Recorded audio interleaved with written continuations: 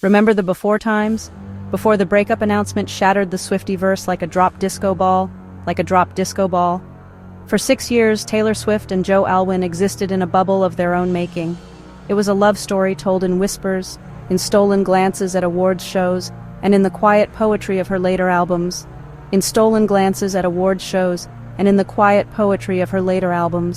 The world saw them as the endgame. He was the handsome, unassuming British actor who had tamed the global superstar. She was the pop culture juggernaut who had finally found her safe harbor, her London boy.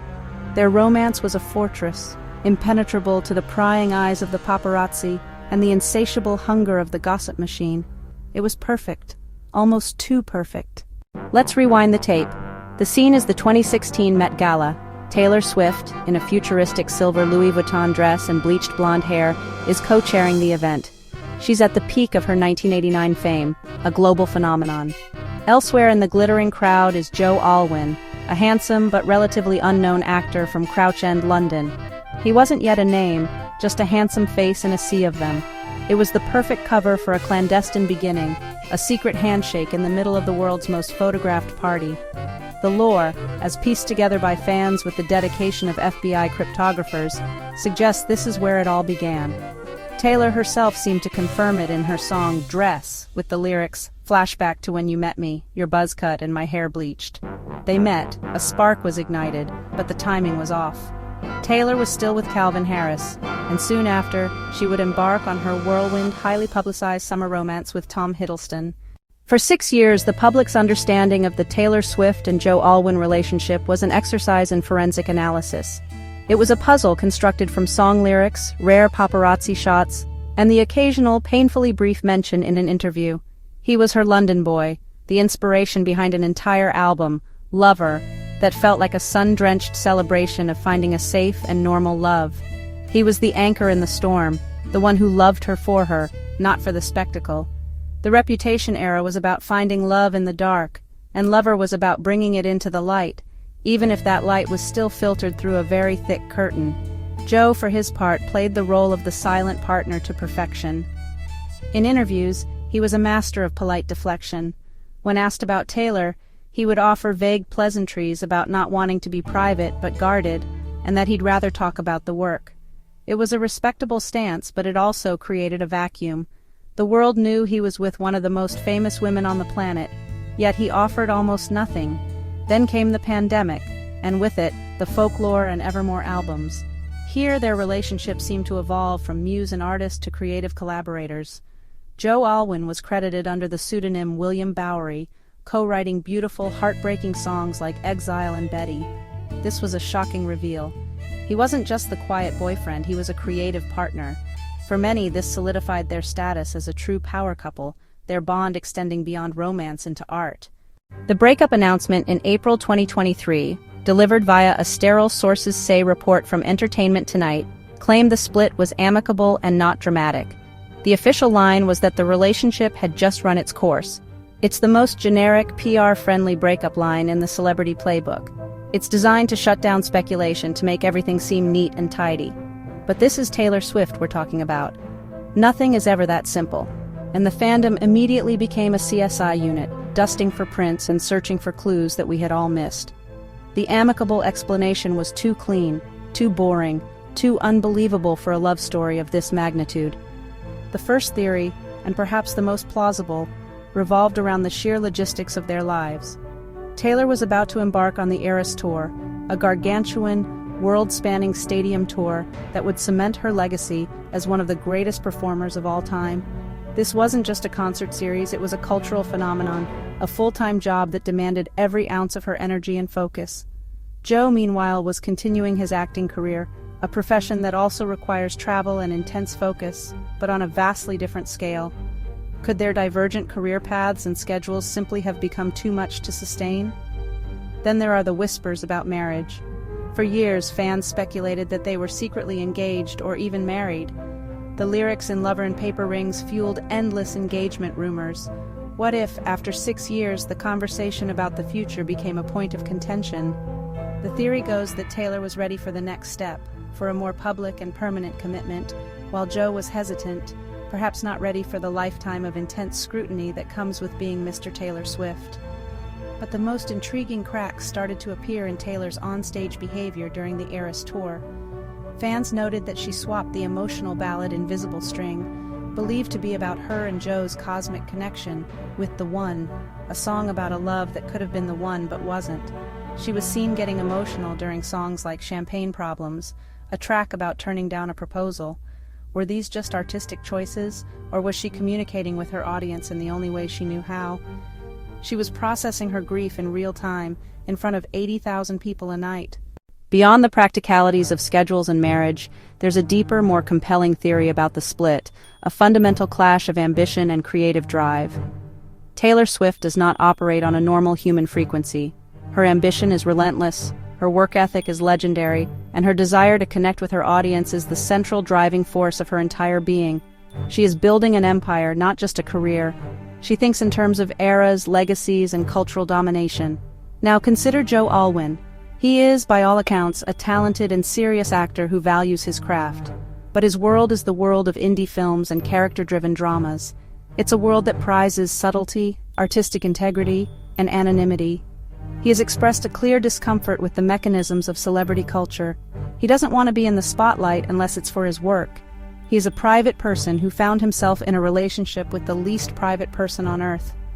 For a time, their different worlds may have been a charming contrast, a case of opposites attract, but over 6 years, that contrast could easily curdle into a fundamental conflict. Think about the William Bowery situation again. While it seemed romantic, it also highlights the disparity. Taylor announced his secret identity on a Disney Plus special. She gushed about his talent. She brought his quiet hobby into her global spotlight. For her, this was likely an act of love and celebration. But for a deeply private person, having your secret songwriting alter ego revealed to hundreds of millions of people might feel like a violation, a pulling back of a curtain you never intended to open. It's possible that what she saw as sharing, he saw as an encroachment on his carefully guarded private life, a life he fought so hard to maintain. Ultimately, this may be the real, unsensational truth. You can't be with Taylor Swift and remain a private person. It's a paradox. Her life is her art, and her art is her life. To love her is to be a part of the narrative, whether you want to be or not. Joe's desire for a normal, quiet life was fundamentally incompatible with the reality of being partnered with a cultural supernova. It wasn't about one person being right and the other being wrong. It was about two people who, despite their deep love for each other, ultimately wanted to live in two different kingdoms. One craved the roar of the crowd, the other, the quiet of the library. Let's talk about fame. Not just regular celebrity fame, but Taylor Swift-level fame. It's a completely different stratosphere of existence, a level of global recognition that is almost impossible to comprehend. When they first got together, Joe Alwyn was a relative unknown. He was gorgeous, as the song suggests, but he could walk down the street without causing a riot.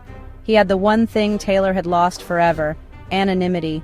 Perhaps this was part of the initial attraction. He was her escape from her own celebrity, a portal into a more normal life. He wasn't with her for the fame. In fact, he seemed to actively shun it. But what happens when the fame you're trying to escape starts to consume your partner? For 6 years, Joe had to navigate a world he was never built for. Every dinner date required covert planning. Every vacation was at risk of being discovered by paparazzi. His own career achievements were constantly overshadowed by the question, what's it like to date Taylor Swift? It's a heavy burden to carry. The very thing he offered her, normalcy, was something she, by her very existence, took from him. It's a cruel irony. The love story that was supposed to be her safe haven from fame became a cage of fame for him. This brings us to the most controversial and admittedly juiciest rumor, the one you won't believe because it flips the entire narrative on its head. The rumor, whispered in blind items and on gossip forums, is that sources close to Joe's camp allegedly leaked information suggesting that he struggled with the scale of her success. That as her fame reached astronomical new heights with the Eras tour, it became unsettling for him. The idea that he couldn't handle her power, that her spotlight was too bright for him to stand in, is a narrative that many fans have latched onto. It paints him as the villain, the weak man intimidated by a powerful woman. Whether it's true or not is almost beside the point. The perception is what matters. This theory reframes the breakup not as a mutual, amicable parting, but as a result of his insecurity. It feeds into a classic, unfortunate trope, but in the court of public opinion, it's a powerful story. It makes Taylor a sympathetic figure, a woman who was too much for her man. It's a narrative that absolves her of any fault and places the blame squarely on his inability to cope. It's spicy, it's controversial, and it completely changes how we view their 6 years of quiet love. Was he her anchor, or was he an anchor holding her back? If Taylor Swift's life is a story, then her albums are the official chapters. And the Tortured Poets Department, released a year after the split, is the Autopsy report. This was not the breezy, moving-on album some might have expected.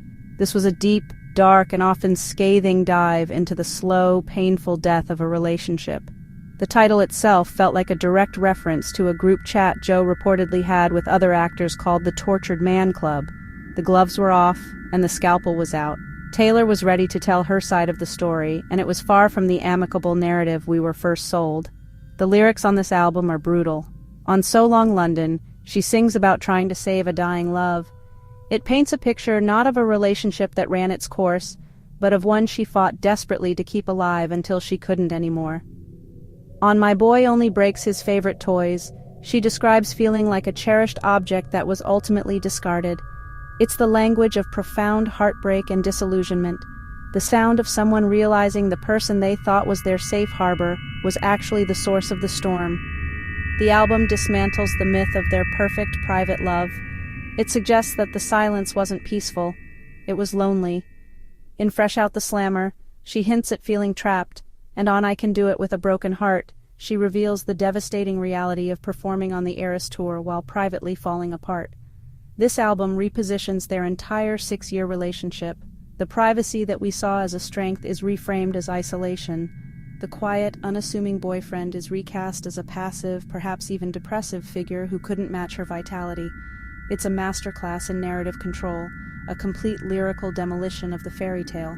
Of course, this is her version of events. Art is subjective, and a breakup album is inherently one-sided. Joe Alwyn will likely never release a statement or a rebuttal album. His silence, once seen as dignified, now works against him. In the absence of his voice, hers becomes the definitive text. The Tortured Poets Department is her truth, and it's a compelling one. It tells the story of a woman who gave her all to a love that ultimately couldn't hold the weight of her own light, a woman who had to choose between dimming herself to fit into someone else's small world, or embracing her own brilliant, dazzling, and sometimes lonely stardom. The moment the breakup news hit, the Swiftie fandom, one of the most organized and formidable forces on the internet, went into overdrive. The initial reaction was widespread grief. For years, Toe had been the bedrock of the fandom's stability.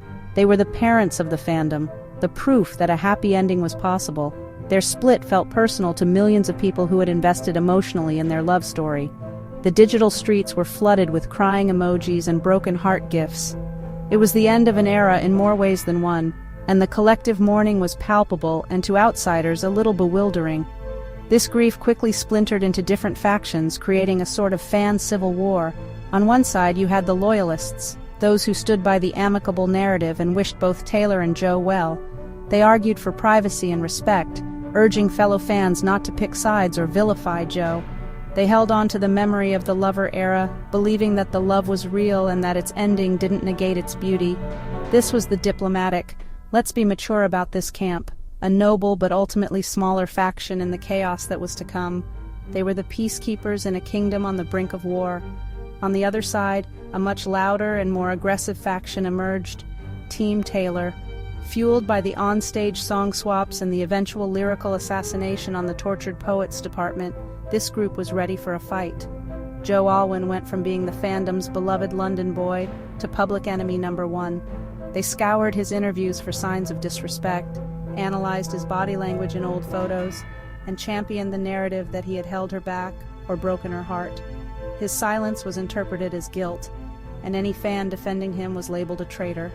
It was a swift and brutal turn, a stark reminder of how quickly a fandom's love can curdle into hate. This intense reaction speaks volumes about the parasocial relationships fans form with celebrities. For many, Taylor isn't just a singer. She's a friend, a sister, a confidant whose triumphs and heartbreaks feel like their own. Her breakup became their breakup. The media, of course, fanned the flames, running endless articles about every fan theory and every perceived slight. The fan reaction wasn't just a sidebar to the story, it became the story itself, a fascinating and slightly terrifying case study in modern fandom, loyalty, and the collective processing of a celebrity breakup in the digital age. The dust from the breakup has settled, but the impact continues to ripple outwards, shaping not just Taylor's music but her entire public persona. The end of her relationship with Joe marks the definitive end of the hiding era. Almost immediately after the split, she was seen out and about in New York City with her squad, smiling for the paparazzi and seemingly embracing the spotlight she had shunned for so long. This was a deliberate, powerful statement. The period of quiet domesticity was over. Taylor Swift, the public figure, the social powerhouse, was back. It was a reclamation of a part of herself she had put away for 6 years. This newfound public-facing approach has been thrilling for fans and the media, but it also signals a new chapter in her artistry. The Folklore and Evermore albums were products of quiet introspection, born from the lockdown bubble she shared with Joe. The Tortured Poets department was the explosive demolition of that bubble. What comes next will likely be forged in the fire of her renewed public life. Will we see a return to the pure pop bombast of 1989? Or will she channel her experiences into a new, more mature sound that balances vulnerability with her signature stadium-sized hooks? Her next musical move is anyone's guess, but it will undoubtedly be colored by this profound life change. The breakup has fundamentally altered the grand narrative of Taylor Swift. The fairy tale of finding a normal love that could withstand her extraordinary life has been replaced by a more complex and perhaps more realistic story. It's a story about the sacrifices that come with immense ambition, the incompatibility of different life paths, and the pain of realizing that some love stories, no matter how beautiful, have an expiration date. It makes her more relatable, not as a lovelorn girl, but as a woman navigating the impossible choices that come with building a life and an empire on an epic scale. She is no longer just writing about finding love, but about the cost of keeping it. So the conversation continues, as it always will in the world of Taylor Swift. Was it the fame? Was it marriage pressure? Was it a simple case of growing apart? Every fan has their theory. Every song lyric is a new piece of evidence. The real reason Taylor and Joe split is likely a combination of all these things and more, a private truth that we will never fully know. And maybe that's the point. Taylor Swift is, and always has been, the author of her own story. The breakup with Joe Alwyn isn't just an ending, it's a plot twist, the catalyst for the next unwritten chapter. And we'll all be watching, listening, and dissecting every word. What's your theory?